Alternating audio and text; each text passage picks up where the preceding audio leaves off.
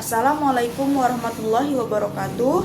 Perkenalkan, nama saya Saskia Azahra dari jurusan Ilmu Kelautan angkatan 2024, Fakultas Matematika dan Ilmu Pengetahuan Alam, Universitas Sriwijaya. Dengan NIM 0805 1382 42 9105, kelas L1. Di sini saya akan membuat video laporan praktikum mata kuliah Survei dan Pemetaan Sumber Daya Laut dan Estuari, materi pengenalan alat survei dan pemetaan. Yang pertama itu ada GPS. Jadi GPS itu merupakan singkatan dari Global Positioning System, yang dimana merupakan sistem satelit navigasi dan penentuan posisi yang dibuat dan dikelola oleh Amerika Serikat. Nah, GPS ini memiliki dua jenis.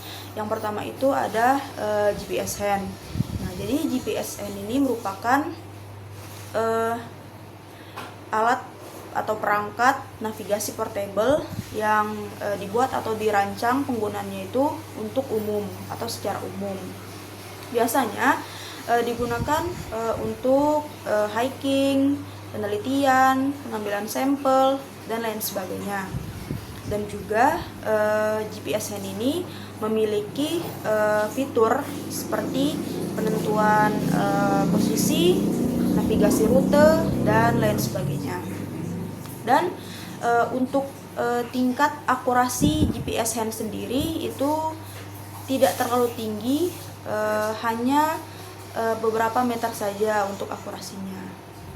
Lalu yang kedua itu ada GPS Trimble TD 600. Jadi GPS Trimble ini merupakan jenis GPS yang terkenal dan juga harganya lumayan mahal, dikarenakan GPS Trimble ini memberikan fitur tingkat akurasi yang tinggi karena bisa digunakan seperti survei tanah, pertanian, transportasi, dan untuk pengetahuan kondisi lingkungan. Nah, lalu di GPS Trimble TD600 sendiri dia memiliki fitur yang dinamakan fitur RTK atau Real Time Kinematic, yang dimana fitur ini memungkinkan tingkat akurasinya itu tinggi mencapai sentimeter. Nah, jadi untuk GPS Trimble sendiri itu tingkat akurasinya jauh lebih tinggi daripada GPS hand atau GPS genggam. Nah, alat survei dan pemetaan yang kedua itu ada kompas. Nah, kompas sendiri ini merupakan alat navigasi untuk mengetahui arah yang selaras dengan medan magnet bumi secara akurat. Nah, kompas sendiri itu memiliki dua jenis. Yang pertama itu ada kompas analog, lalu yang kedua itu ada kompas digital. Untuk kompas analog sendiri biasanya itu jarumnya itu menggunakan lempengan besi. Sedangkan untuk kompas digital itu sudah menggunakan komponen elektronik seperti sensor magnet. Nah, untuk kompas analog sendiri dia memiliki tiga jenis. Yang pertama itu ada kompas lensa. Kompas lensa ini bentuknya sederhana, ringan, dan juga harganya jauh lebih murah.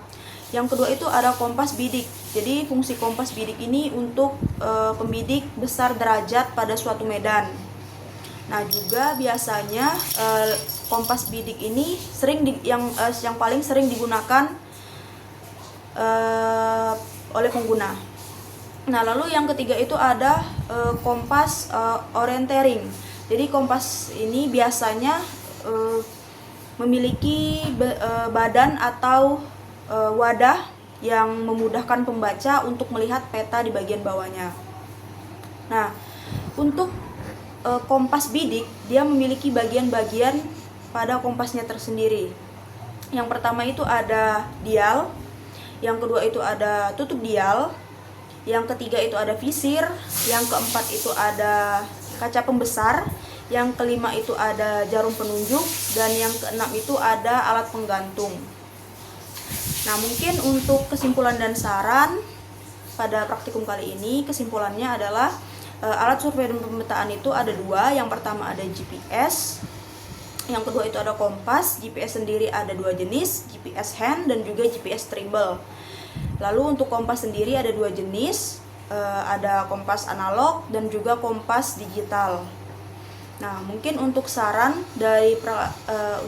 pada praktikum kali ini yaitu mungkin pemateri saat menjelaskan materi yang disampaikan itu untuk lebih secara perlahan dan jangan terburu-buru agar kami sebagai praktikan bisa mencatat materi dan penjelasan yang disampaikan oleh pemateri. Mungkin sekian video dari saya, lebih dan kurang saya mohon maaf. Saya akhiri. Wassalamualaikum warahmatullahi wabarakatuh.